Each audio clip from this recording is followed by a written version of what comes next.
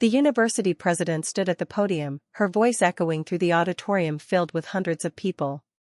It is my honor to announce that the new Environmental Research Center will be named the Lyra Chen Innovation Hub, in recognition of her groundbreaking work in sustainable technology and her extraordinary contributions to our institution. I watched from the front row as my parents sat frozen in their seats, their faces drained of color. My father's mouth hung open. My mother gripped the armrest so hard her knuckles turned white. They'd come expecting a standard fundraising dinner. They had no idea they were about to witness their failure daughter being honored with a multi-million-dollar building bearing her name. But I'm getting ahead of myself. Let me take you back to where this all began, to the day my father made a threat that changed everything. Lyra, you're going to that wedding whether you like it or not. Miss it and you can forget about me paying another cent toward your education. Are we clear? My father's voice cut through the phone line like a blade. I sat cross-legged on my dorm room bed at Berkeley, surrounded by thermodynamics textbooks and half-finished problem sets. It was Thursday evening, and I was supposed to be studying for my advanced materials science exam, not defending my decision to skip my sister's wedding. My name is Lyra Chen, and I'm 23 years old. For most of my life, I've been the invisible daughter in a family that only had eyes for one person, my younger sister, Vivian. She was the golden child, the beautiful one, the social butterfly who could light up a room with her smile. I was the nerdy one, the awkward one, the girl who preferred books to parties and science labs to shopping malls. Dad, I have my thesis defense that week. I can't just, your thesis can wait. Family comes first. I wanted to laugh at the irony. Family comes first. That's rich coming from the man who missed my high school graduation because it conflicted with Vivian's beauty pageant. The man who forgot my birthday 3 years in a row but threw Vivian elaborate surprise parties. The man who constantly reminded me that I was difficult and ungrateful while praising Vivian for merely existing. This is my master's degree, Dad. It's kind of important. And this is your sister's wedding. She's marrying into the Wellington family, Lyra. Do you understand what that means? Connections. Opportunities. The kind of future you could never provide for this family. There it was. The subtle dig wrapped in parental concern. The implication that my STEM degree, my research, my academic achievements were somehow less valuable than Vivian's ability to marry well. I'll think about it, I said, which was a lie. I'd already made my decision. You'll do more than think about it. You'll be there in a nice dress with a smile on your face, or you can find your own way to pay for school. Your choice. He hung up before I could respond. I set my phone down and stared at the acceptance letter pinned to my corkboard. It was from the doctoral program at MIT, offering me a full scholarship plus a research stipend to continue my work in renewable energy materials. My professors had called it a once-in-a-lifetime opportunity. The program director had personally reached out to recruit me. Nobody in my family knew about it because I'd learned years ago that sharing my achievements with them was pointless. They didn't care about my academic awards, my published research papers, or the fact that I'd been named one of the top emerging scientists under 30 by a major technology journal. What they cared about was Vivian's engagement to Marcus Wellington III, heir to a commercial real estate empire. What they cared about was the society wedding that would let them rub shoulders with wealthy, influential people. What they cared about was appearances. I picked up my phone and scrolled through the family group chat. It was an endless stream of wedding updates. Flower arrangements. Venue photos. Menu tastings. Dress fittings.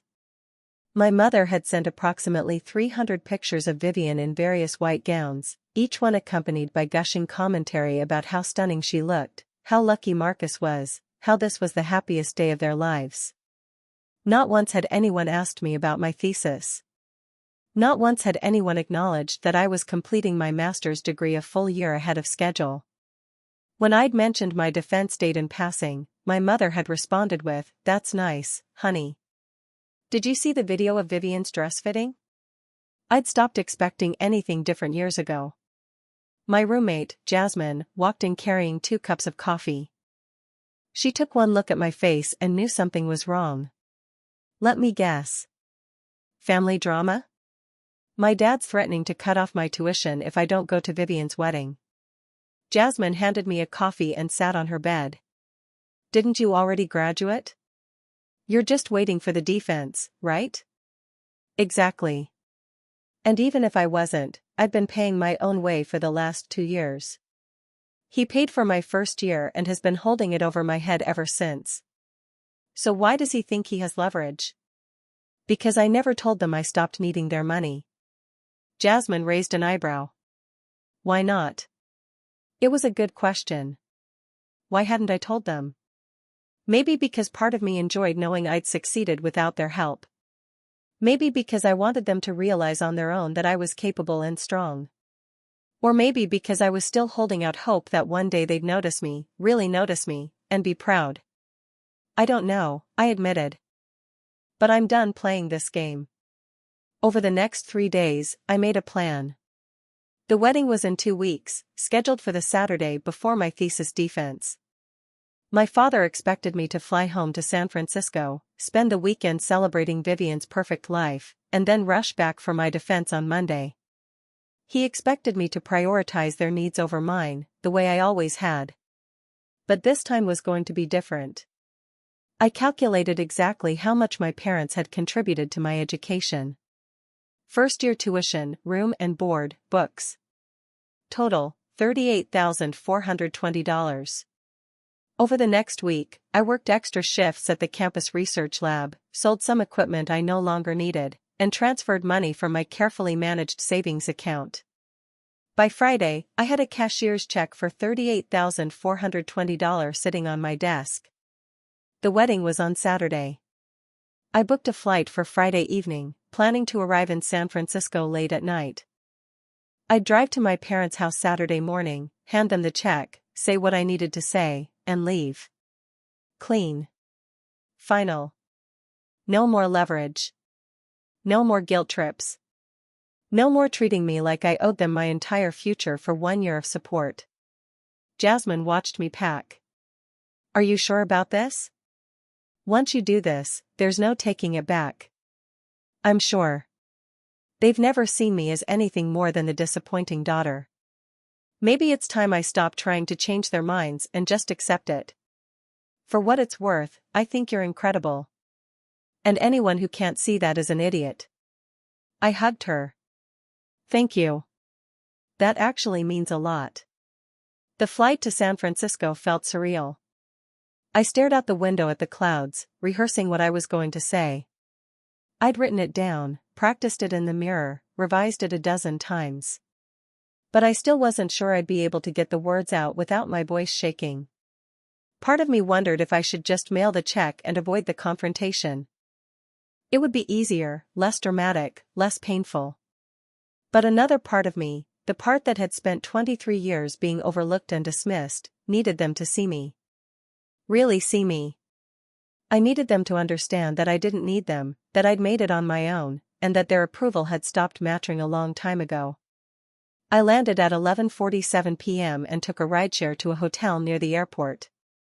I couldn't face going to my parents' house that night. I needed sleep, clarity, strength. Growing up as the invisible daughter in the Chen family was like living in a permanent state of disappointment. Not my disappointment in them, though there was plenty of that.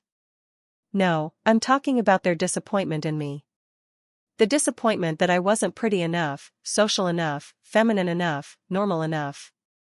Vivian was born when I was 3 years old, and from the moment she arrived, everything changed.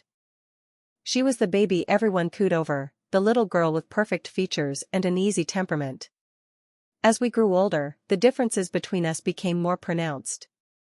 Vivian was popular. She had friends, boyfriends, party invitations. She was homecoming princess, prom queen, voted most likely to marry rich in her senior yearbook.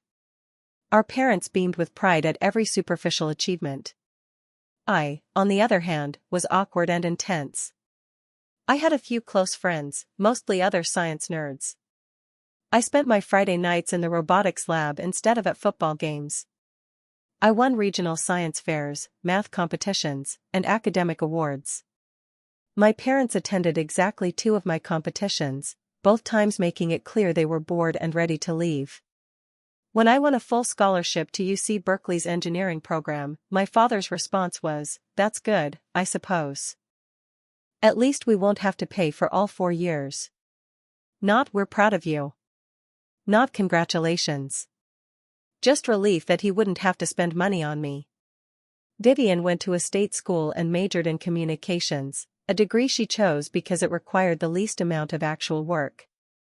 My parents paid her tuition in full, gave her a generous monthly allowance, and bought her a car. When she graduated with mediocre grades and no job prospects, they weren't concerned. They knew she'd find a wealthy husband who would take care of her. And she did. Marcus Wellington III, whose family owned half the commercial real estate in Northern California. They met at a charity gala my parents had donated money to attend. Marcus was handsome, wealthy, and vapid. He and Vivian were perfect for each other, 2 beautiful people who cared more about appearances than substance. The engagement happened during my first year of graduate school. Vivian had called me, squealing about the ring, the proposal, the destination wedding they were planning. I'd congratulated her, said all the right things, and hung up feeling hollow. After that, every family phone call, every visit home, every interaction revolved around the wedding. My mother had essentially become Vivian's full-time wedding planner. My father bragged to his colleagues about his daughter marrying into the Wellington family. I didn't exist except as an accessory to their perfect family portrait. Saturday morning arrived with the weight of inevitability.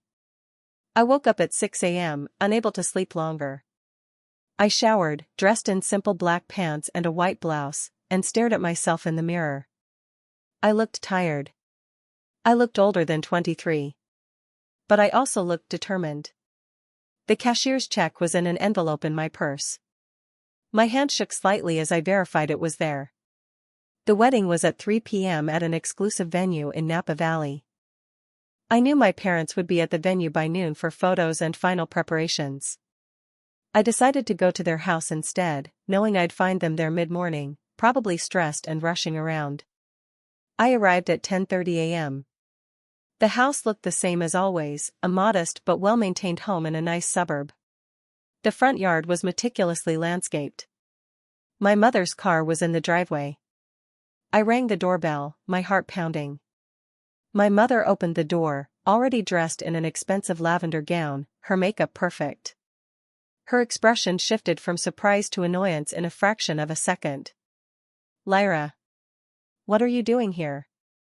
You're supposed to be at the venue." "I'm not going to the venue." She blinked. "What? Can I come in? I need to talk to you and Dad." She stepped aside reluctantly. "We don't have time for this. We need to leave in 20 minutes. My father appeared from the hallway, adjusting his tie. "Lyra? Why aren't you dressed?" "The wedding, I'm not going to the wedding." His face darkened. "Excuse me?" I reached into my purse and pulled out the envelope. My hands were steadier now, my voice clearer than I expected. "This is a check for $38,420. That's the exact amount you paid toward my first year at Berkeley. I'm paying you back. Every penny." He took the envelope, his expression confused. "What are you talking about?" "I'm talking about the fact that you've been using that money as leverage for 5 years. Every time I didn't do what you wanted, you threatened to stop paying for my education. Well, I'm done. That's your money back. Now you have no leverage over me." My mother's voice rose. "Lyra, what is this nonsense? We're your parents. We've sacrificed so much for you." I laughed, a sharp, bitter sound. "Sacrificed? You paid for 1 year. 1 year. I paid for the rest myself. Scholarships, research grants, working in labs. I did it all on my own while you threw money at Vivian like she was a retirement investment." "That's not fair," my father said, his voice cold. "We've always supported you." "No. You've always supported Vivian." I was just the kid you tolerated. The disappointing daughter who wasn't pretty enough, social enough, or valuable enough to deserve your attention. This is ridiculous. You can't just, I can. And I am. I took a deep breath. I'm not going to the wedding. I'm done pretending to be part of this family. Done being invisible. Done letting you make me feel like I'm not enough. My mother reached for my arm, but I stepped back. Lyra, you're being irrational. This is your sister's wedding. Think about how this will look. I don't care how it looks. For once, I'm choosing myself. My father opened the envelope and pulled out the check. His face went from confused to shocked to angry in rapid succession. Where did you get this kind of money? I earned it. Working. Researching. Being competent and responsible. Qualities you never bothered to notice. You're throwing away your family for what? Pride? Stubbornness? No. I'm walking away from a family that never valued me. There's a difference. I turned toward the door. Lyra, if you walk out that door, don't expect us to welcome you back, my father said, his voice sharp. I paused, my hand on the doorknob. I don't expect anything from you. I stopped expecting things from you years ago. I walked out and didn't look back. The drive back to the airport felt like moving through water. Everything was surreal, distant. Part of me couldn't believe what I'd just done. Part of me felt liberated. Part of me felt devastated. I'd just cut ties with my family. Completely. Irrevocably. But I'd also freed myself from their expectations, their manipulation, their constant reminders that I wasn't good enough. My phone started buzzing before I even reached the freeway. Texts from my mother. Calls from my father. A voicemail from Vivian. I didn't read or listen to any of them. I turned my phone on silent and focused on the road. By the time I boarded my flight back to Berkeley, the messages had multiplied. 50 texts. 20 missed calls. Voicemails piling up. I turned my phone off completely. When I landed back in Berkeley that evening, Jasmine was waiting for me at the apartment with wine and Chinese takeout. How did it go? She asked carefully. I collapsed on the couch. I did it. I gave them the check and walked out. How do you feel? I thought about it. Honestly? I don't know. Relieved. Scared. Free. Guilty. All of it at once. That sounds about right. She handed me a glass of wine. For what it's worth, I think you're brave as hell. We spent the evening watching terrible movies and not talking about my family. But late that night, after Jasmine had gone to bed, I turned my phone back on and read through some of the messages. From my mother, how could you do this to your sister on her special day? You're selfish and cruel. From my father, you've embarrassed this family. Don't bother coming home until you're ready to apologize. From Vivian, I can't believe you ruined my wedding. Everyone was asking where you were. You're unbelievable. I deleted all of them and blocked their numbers. The next week was a blur of preparation for my thesis defense. I threw myself into work, reviewing my research data, practicing my presentation, anticipating questions from the committee. It was easier to focus on science than to think about what I'd lost, or what I'd gained, depending on how I looked at it. Monday morning arrived, the day of my defense. I dressed in a professional navy suit, pulled my hair into a neat bun, and checked my reflection. I looked composed. Confident. Ready. The defense took place in a small auditorium before a committee of 5 professors, along with a handful of graduate students who'd come to observe. My research focused on developing new materials for more efficient solar panels, work that had implications for renewable energy accessibility. I presented for 40 minutes, walking through my methodology, results, and conclusions. The questions that followed were tough but fair. I answered each one clearly, drawing on 2 years of intensive research. When it was over, the committee asked me to step outside while they deliberated. I stood in the hallway, my heart racing, trying to read the expressions on the observers' faces as they filed out. 15 minutes later, the committee chair, Professor Sarah Martinez, opened the door and smiled. "Congratulations, Dr. Chen. You passed with distinction." Dr. Chen. I had a master's degree. I'd done it. The small group of students who'd watched applauded. Professor Martinez shook my hand. "Your research is excellent, Lyra. I hope you'll consider continuing with a doctoral program. I've actually been accepted to MIT's program. I start in the fall." Her eyes lit up. "That's wonderful. Though we'll be sorry to lose you." After the defense, a few of my professors took me out for a celebratory lunch. They talked about my future, my research potential, the doors that were opening for me. For the first time in days, I felt genuinely happy. That evening, I sat in my apartment and thought about calling my parents. Thought about telling them I'd successfully defended my thesis, that I was officially a master's degree holder, that I was going to MIT. But I didn't call. They didn't care about my achievements. They'd made that clear over and over. Why torture myself by seeking approval I'd never receive? Instead, I called my grandmother, my father's mother, who I'd always been closer to than my parents. "Grandmother? It's Lyra. Lyra. How are you, sweetheart?" I told her everything. The wedding ultimatum. The check. Walking out. The thesis defense. MIT. She was quiet for a long moment. Then she said, "I'm proud of you. So proud. Your parents are fools for not seeing what an extraordinary young woman you've become." Tears streamed down my face.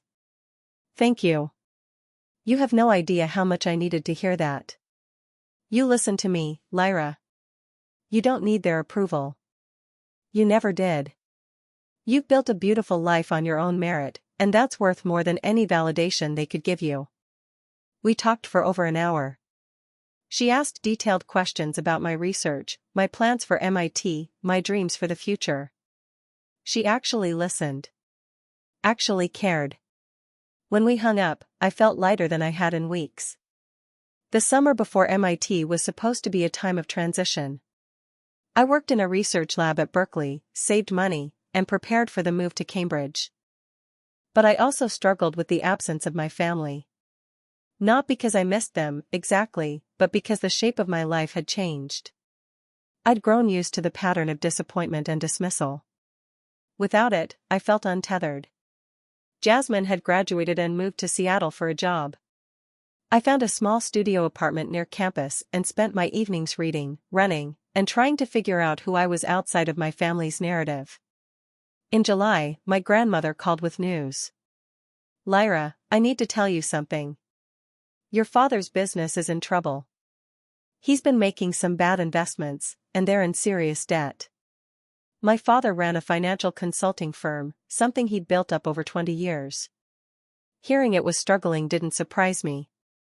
He'd always been more interested in appearing successful than actually being competent. "I'm sorry to hear that," I said, meaning it. I might be angry with him, but I didn't want his life to fall apart. "Your mother called me. Asked if I would talk to you about helping them." I laughed darkly. "Let me guess.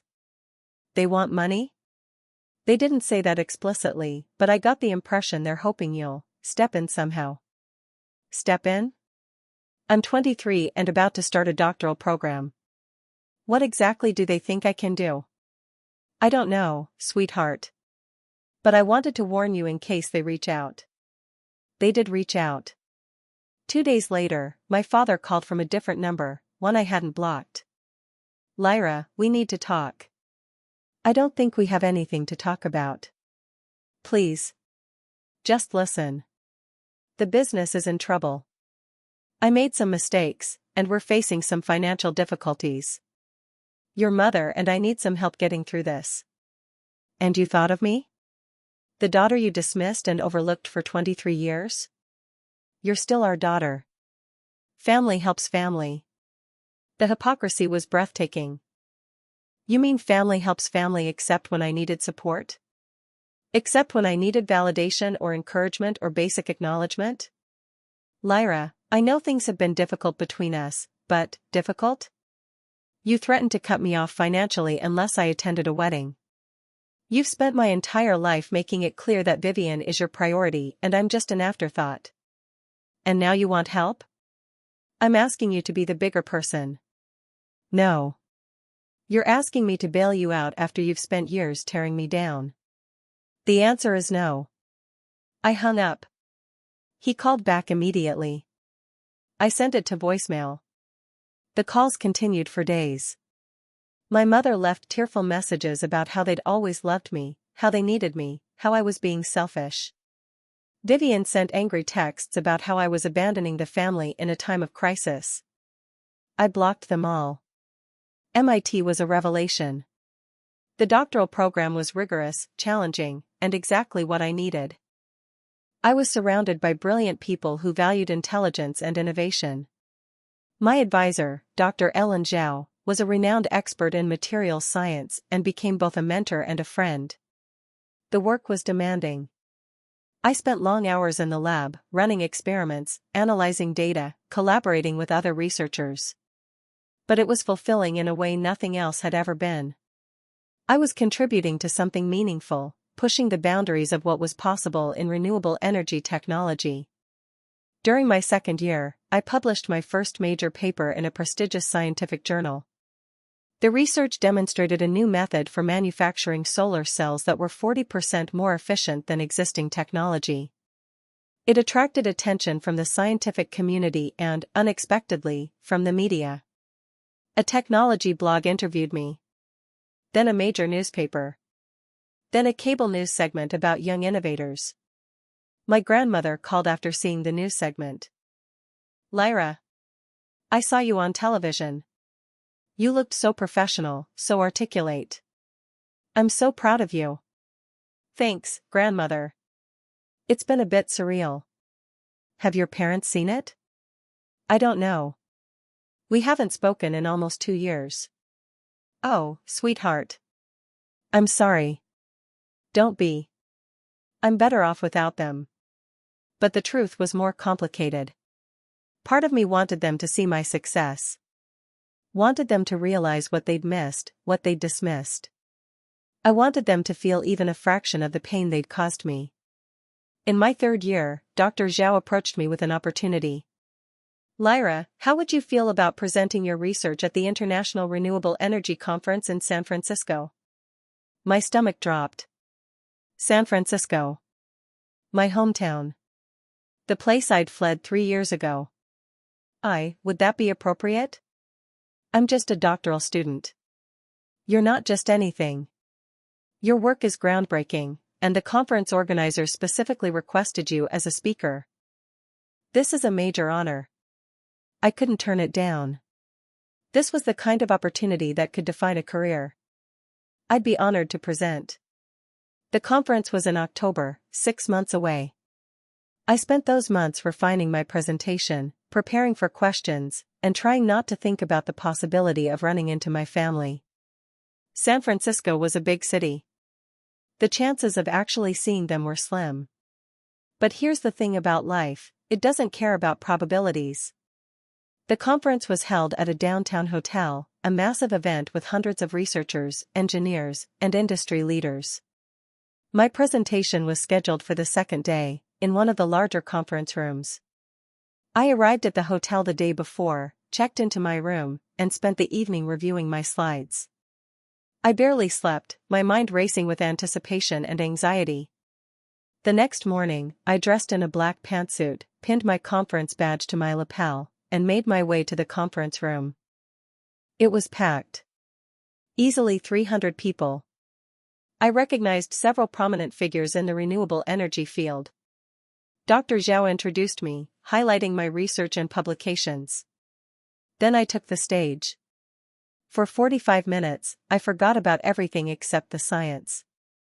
I walked through my research process, explained the breakthrough in solar cell efficiency, discussed the implications for renewable energy accessibility. I fielded questions from experts in the field, holding my own against some of the smartest people in the industry.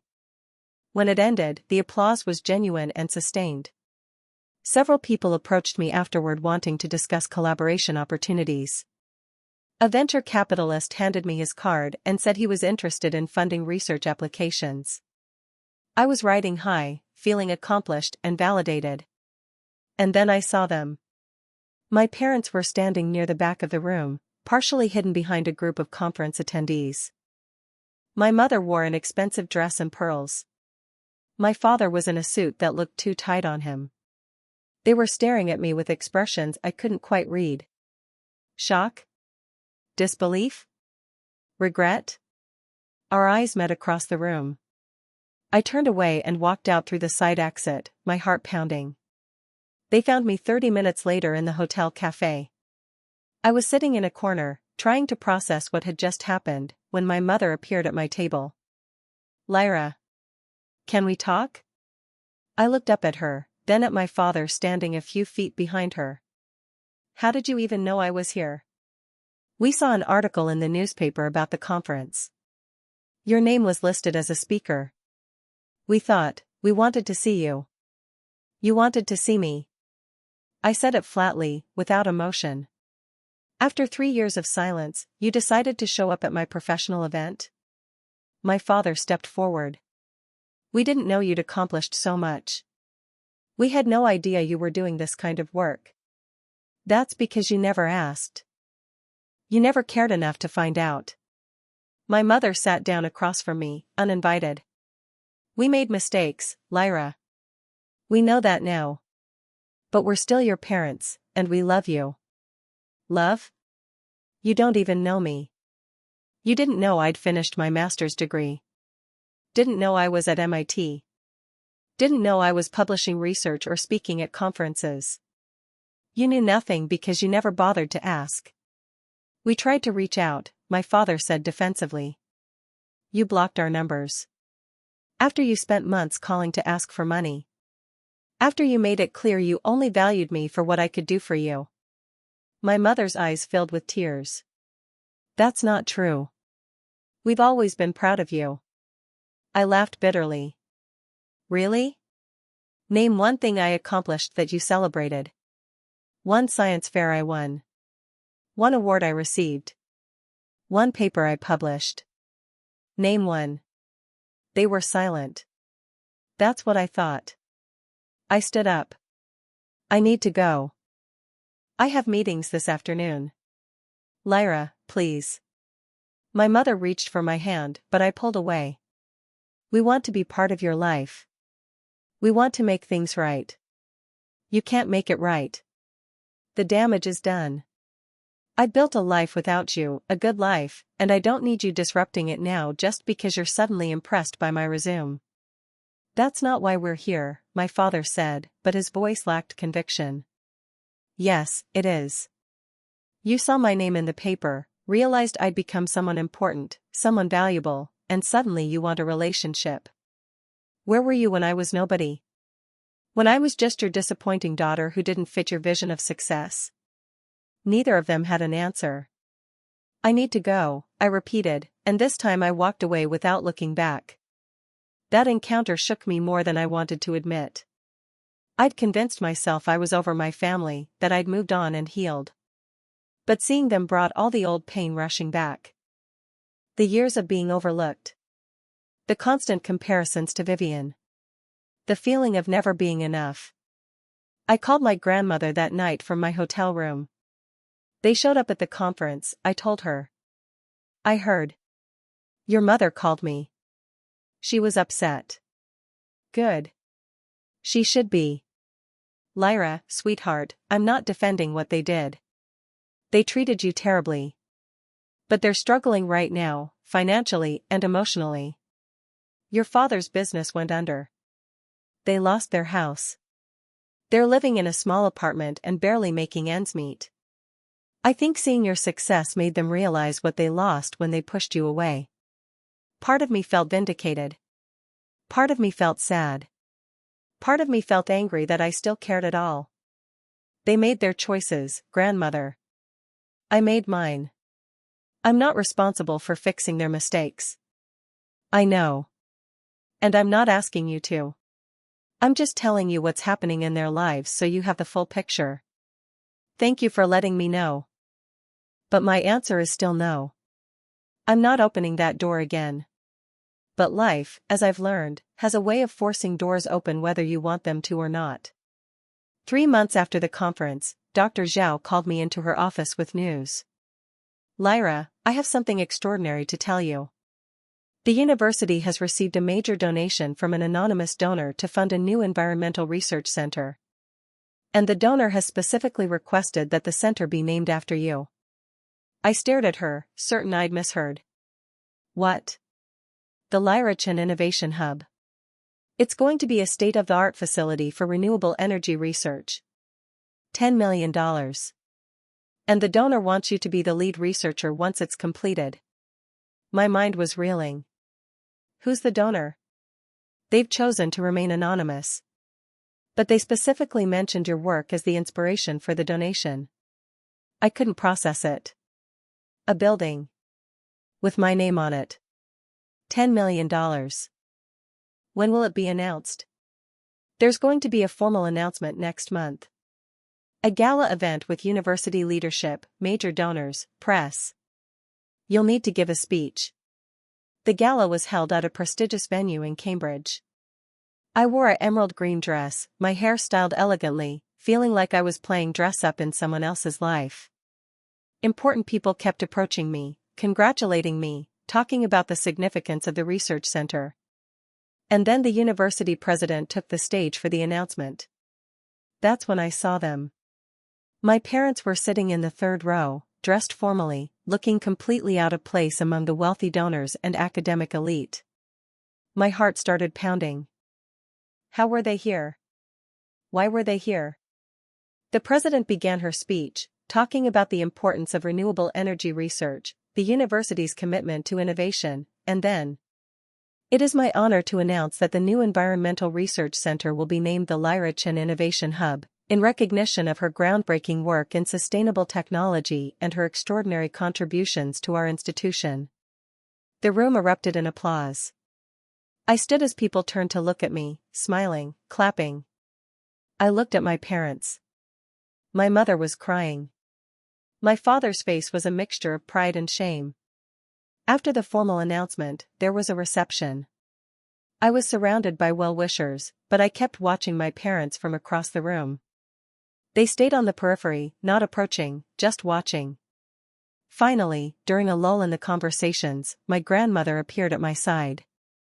Surprised, she asked. Grandmother? You're here?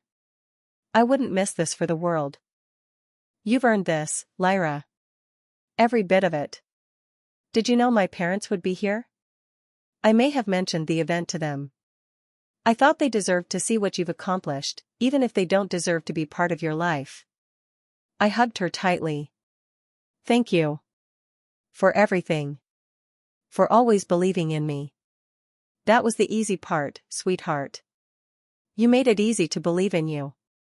Later that evening, as the crowd thinned, my parents approached me. We hadn't spoken since the conference in San Francisco. Lyra, my mother said quietly. That speech you gave, it was beautiful. We're so proud of you. I looked at them, really looked at them. They'd aged in the past 3 years. My father's hair had gone gray. My mother had lines around her eyes I didn't remember. They looked diminished somehow, smaller. Why are you here? I asked, not unkindly, just genuinely curious. Your grandmother told us about the announcement, my father said. We wanted to see it. To see you. To understand what we'd missed. And do you? Understand? My mother nodded, tears streaming down her face. We were terrible parents to you. We favored Vivian because she was easy, and we dismissed you because you were complicated. Complex. Brilliant in ways we didn't understand or appreciate. We were intimidated by you, I think. And instead of rising to meet you, we pushed you down to make ourselves feel better. It was the most honest thing she'd ever said to me. I don't know if I can forgive you, I said quietly. Maybe someday, but not now. The hurt runs too deep. We understand, my father said. We don't deserve your forgiveness. But we want you to know that watching you tonight, seeing what you've become, understanding the magnitude of what you've achieved, we realize now that you were always the extraordinary one. And we're sorry we were too blind and too selfish to see it. I nodded, not trusting myself to speak. We won't ask to be part of your life, my mother continued. But we wanted you to know that we see you now. Really see you. And we're in awe. They turned to leave, and something in me shifted. Wait. They stopped. I can't promise a relationship. I can't promise I'll ever fully trust you again. But maybe we could have coffee sometime. Start small. See what happens. My mother's face lit up with hope. We'd like that. Whenever you're ready. They left, and I stood in the elegant ballroom, surrounded by the remnants of a celebration in my honor, feeling a strange mixture of closure and possibility. 6 months later, the Lyra-Chin Innovation Hub opened its doors. It was everything I'd dreamed of: cutting-edge equipment, collaborative spaces, resources for graduate students and researchers. I was named the director, the youngest person to ever hold such a position at the university. My parents attended the opening ceremony. We'd had coffee 3 times since the gala, awkward conversations where we circled around decades of hurt and disappointment. It wasn't healing, not yet, but it was something. Vivian reached out too, through my grandmother. She'd divorced Marcus after 2 years of marriage, realizing that wealth and status weren't enough to build a life on. She was working as an event planner and, according to my grandmother, was genuinely trying to become a more substantial person. I wasn't ready to talk to her yet. Maybe someday. Dr. Zhao and I secured additional funding for the research center, and our team grew to 15 researchers. We published groundbreaking papers, filed patents, and watched our work contribute to real-world applications of renewable energy. I won awards. Got invited to speak at conferences around the world. Was featured in magazines and news segments. But the thing that mattered most wasn't the recognition or the accolades. It was the knowledge that I'd done it on my own terms. That I'd refused to accept other people's definitions of my worth. That I'd chosen myself even when it meant losing everything else. Today, I'm 29 years old. I have a PhD from MIT. I run a research center that's changing the landscape of renewable energy. I have a career I love, colleagues I respect, and work that makes a difference. I also have a complicated relationship with my parents. We have dinner once a month now. The conversations are still sometimes difficult, but they're real. They ask about my work, actually listen to my answers, and occasionally offer insights that surprise me. They'll never be the parents I needed as a child. That ship sailed long ago. But they're trying to be better now, and I've learned that sometimes that's enough. Vivian and I reconnected last year.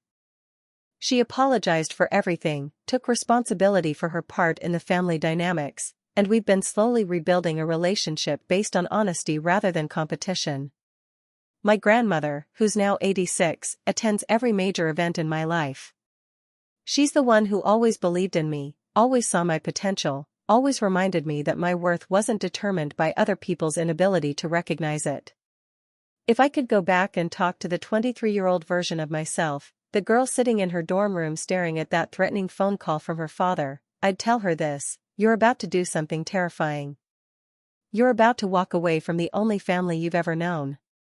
It's going to hurt. It's going to feel like you're losing everything. But you're not losing everything. You're losing people who never truly valued you, who only saw you as an extension of their own needs and wants. And in losing them, you're going to find yourself. You're going to discover that you're stronger than you ever imagined. That you're capable of building a life entirely on your own merit. That you don't need anyone's permission or approval to be extraordinary. The road ahead won't be easy. There will be nights when you cry yourself to sleep, wondering if you made the right choice. There will be moments of crushing loneliness. There will be times when you doubt yourself, when the voices in your head echo your parents' criticisms and dismissals. But there will also be moments of pure triumph. Moments when you realize that every sacrifice was worth it. Moments when you stand in front of a building bearing your name and understand that you earned every single brick. You're going to meet people who see you for who you really are. Who value your intelligence, your dedication, your passion. Who celebrate your achievements not because they reflect well on them, but because they genuinely care about your happiness and success. You're going to learn that family isn't just about blood. It's about the people who show up for you, who believe in you, who fight for you even when it's inconvenient. And most importantly, you're going to learn to be your own validation. To measure your worth by your own standards, not by the ever-shifting expectations of people who never truly understood you. The girl who walks into her parents' house and hands them that check thinks she's ending something. But she's actually beginning something. She's beginning the process of becoming the woman she was always meant to be. A woman who doesn't apologize for her brilliance. Who doesn't shrink herself to make others comfortable. Who demands respect and walks away from anyone who can't provide it. That woman is going to change the world. Not in some abstract, grandiose way, but in real, tangible ways that improve people's lives. She's going to prove that the girl they dismissed, overlooked, and underestimated was actually the most valuable person in the family all along. So take a deep breath. Walk through that door. Hand them that check. And don't look back. Because the life waiting for you on the other side is more beautiful, more fulfilling, and more authentically yours than anything you're leaving behind. You've got this. I promise. You've always had this.